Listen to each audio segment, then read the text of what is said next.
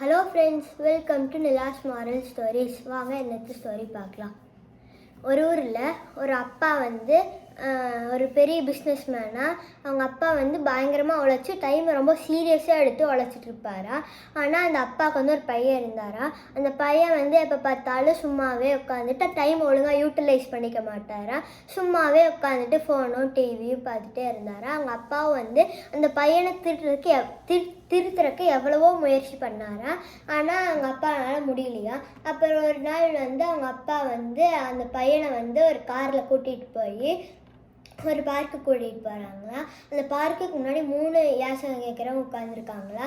3 பேர்த்துக்கு ஒரு கட்டு பணம் 3 கட்டு பணம் கொடுத்து அந்த பையன்கிட்ட 3 கட்டு பணம் கொடுத்து ஒவ்வொருத்தருக்கும் ஒவ்வொரு கட்டு பணம் கொடு அப்படின்னு சொன்னாரா அவங்க அப்பா. அதுக்கு அந்த பையன் யோசிச்சாரா, என்னென்னா நம்மளுக்கு 1 ரூபா கூட கொடுக்க மாட்டேங்கிறாரு, இந்த யாசகம் கேட்குறவங்களுக்கு கட்டுக்கட்டாக பணம் கொடுக்குறாரு அப்படின்னு யோசிச்சுட்டு சரிப்பா அப்படின்னு சொல்லிட்டு ஆளுக்கு ஒரு கட்டு பணம் எடுத்து கொடுத்தாரா அந்த பையன். அப்புறம் கொடுத்துட்டு போயிட்டாங்களாம். அப்புறம் 1 மாதம் கழித்து அந்த அப்பாவும் பையனும் பார்க்குறாங்களாம். அந்த பார்க்கில் ஒரே ஒருத்தர் மட்டும் உட்காந்துருந்தாரா. அந்த ஒருத்தர்கிட்ட அந்த அப்பா கேட்டாரா, மிச்சம் 2 பேர் எங்கே அப்படின்னு.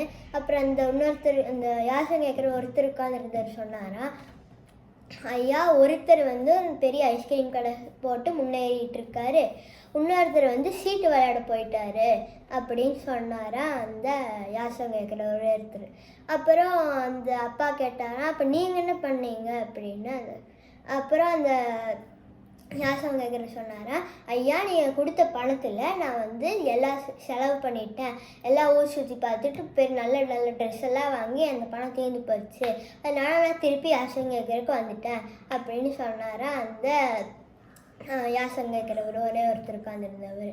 அப்போ தான் அந்த பையனுக்கு புரிஞ்சுதான், நம்ம முன்னேறணுமா அப்படி கிடையாட்டி பின்னேறணுமாங்கிறது நம்ம கையில் தான் இருக்குது. நம்ம டைமை யூட்டிலைஸும் பண்ணலாம், யூட்டிலைஸ் பண்ணி முன்னேறவும் சேரலாம். அந்த ஐஸ்கிரீம் கடை போட்ட ஒரு மாதிரி அப்படி கிடையாட்டி நம்ம சும்மா உட்காந்து போர் அடிக்குதுன்னு சீட்டு விளையாடலாம், சுற்றி பார்த்துட்டு திருப்பி அந்த டைமை வேஸ்ட்டும் பண்ணலாம். ஸோ நம்ம முன்னேறணுமா பின்னேறணுமாங்கிறது நம்ம கையில் தான் இருக்குது அப்படின்னு அப்போ தான் அவருக்கு புரிஞ்சுதான். So moral of the story என்னென்னா, நம்ம எப்போவும் டைமை கரெக்டாக யூட்டிலைஸ் பண்ண தெரிஞ்சுக்கணும். எப்போவுமே நம்ம ஒரு டைம் இருக்கா, அதை இந்த ஐஸ்கிரீம் கடை போட்ட ஒரு மாதிரி நல்ல விதத்தில் அந்த டைமை யூட்டிலைஸ் பண்ணி பழகணும். Thank you.